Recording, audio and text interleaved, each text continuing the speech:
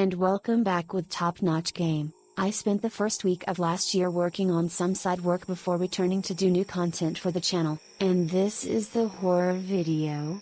I will join you to learn the plot of a series considered a monument of the horror game series. That's Outlast. Developed and released by Red Barrels, Outlast is a survival horror game, first released in 2013. So far the game has 2 versions and 1 DLC, and for horror lovers, the Outlast series is truly a memorable experience.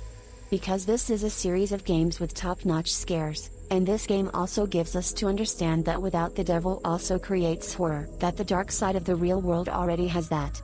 Outlast number 39's Season 1 opening story revolves around journalist Miles Upsher's investigation. He received an anonymous email informing him of unauthorized experimental activities that occurred at Mount Massive Psychiatric Hospital, Murkoff-owned hospital deep in a desolate place in Colorado.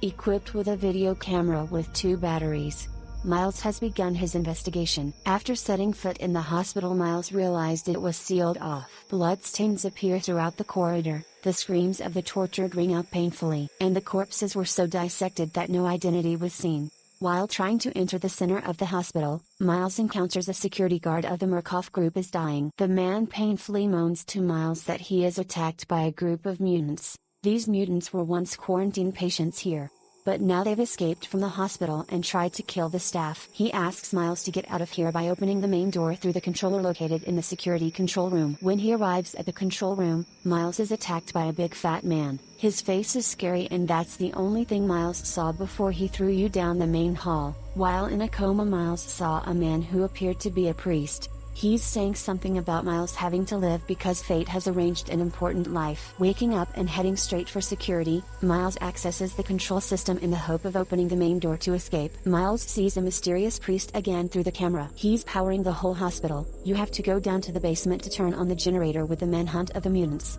After starting the machine, Miles returned to the security control room to continue trying to open the door, but the priest attacked unexpectedly from behind. Inject Miles a pill that puts you in a coma. And he showed you a video of the appearance of an invisible body called Walrider. Waking up and found himself in quarantine, Miles was helped by a patient. He followed the blood instructions on the wall and escaped from the quarantine zone through the sewer system. In a run away from the mutants, Miles escapes into the transport ladder and falls into the hands of a mutant. This guy number 39's very calm. The patients call him Traeger, and he number 39's as crazy as the others.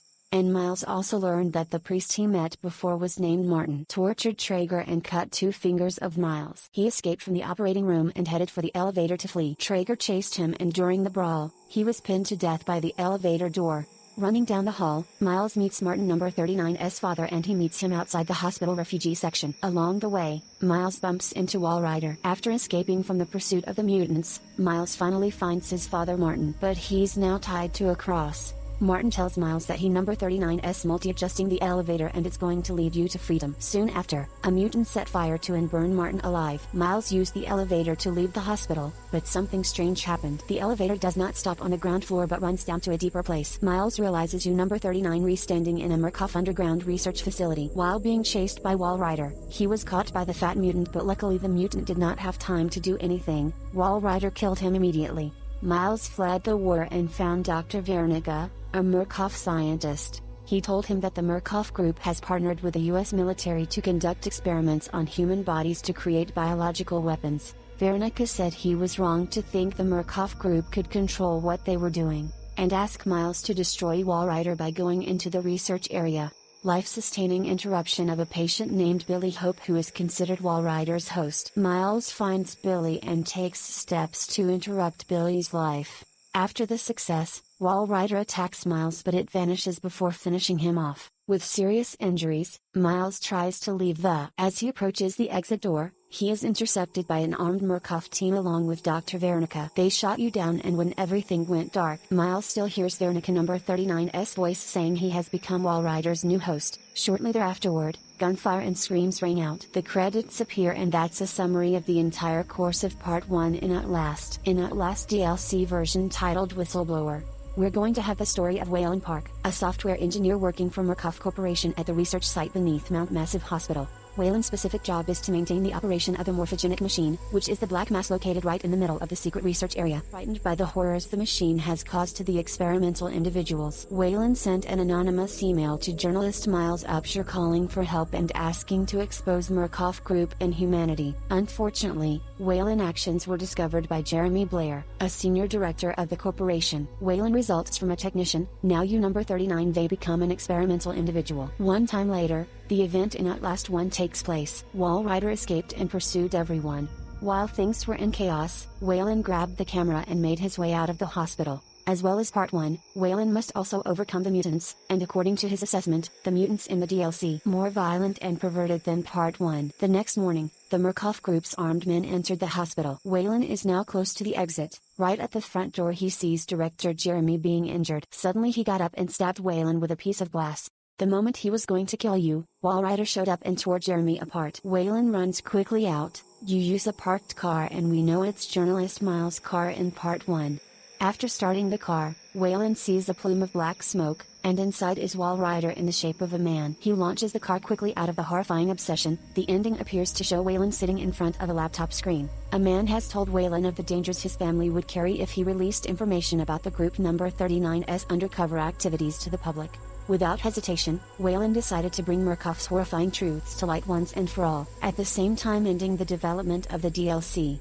After taking full control of Outlast 1 and the DLC, we are better aware of the context and connection of the story in Outlast. This story tells the story of a military technology corporation called Murkoff. Under the direction of Dr. Vernica, the group built a human research facility deep beneath Mount Massive Psychiatric Hospital. The group number 39's goal is to build bioweapons, through the use of morphogenic machines on the human brain.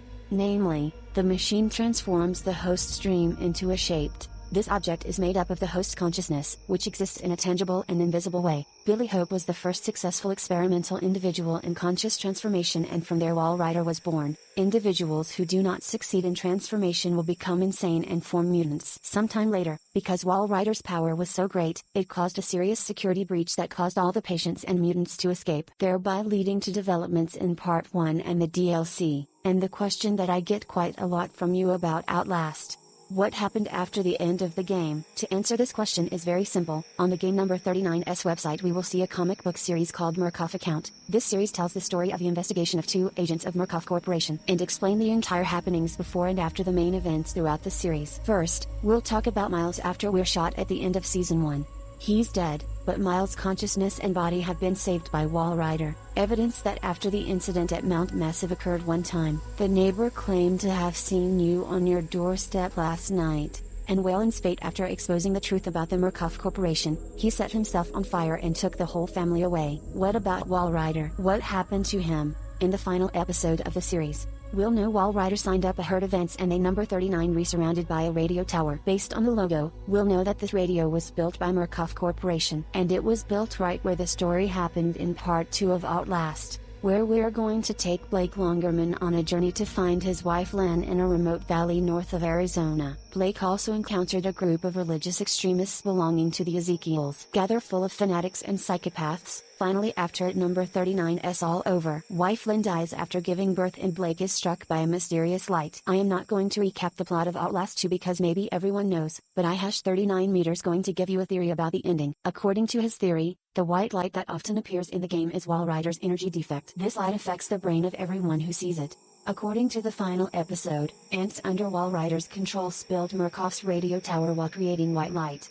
Blake and his wife were also affected by this light, and this also leads to the question of the existence of the child to which the wife was born. The first clue, if you notice, when the wife gave birth to the baby, its navel was pre-cut. This detail is quite ridiculous. Second clue, the wife after giving birth she looked down and said there was nothing there. In my experience, the mother after birth wants to see her child. According to Lynn's expression, she looked around to find her child. Even when Blake brought the baby up, Lynn didn't see it. Most likely their number 39's no baby right now, and it makes Lynn say there's nothing there. If you ask yourself why the white light ignited by Walrider's energy makes anyone who sees it crazy, then in the game, we will see mutants. They are all crazy. They all have in common that they have come into contact with the morphogenic machine. That Walrider is a combination of the morphogenic machine and Billy Hope is consciousness. From this clue, we can understand that the madness of the mutants was created by the morphogenic machine, so when Walrider released the energy, then that light possesses a part of the powerful nature of the morphogenic machine and it makes everyone who sees it go crazy. And that's TNG's hypothesis for the plot and setting of the Outlast horror series. If something is unreasonable or wrong, please comment below. And remember that what you said in the video is just a hypothesis. Don't forget to leave a like, share and follow up for game analysis. I am Shiny and let's see each other again in the next video.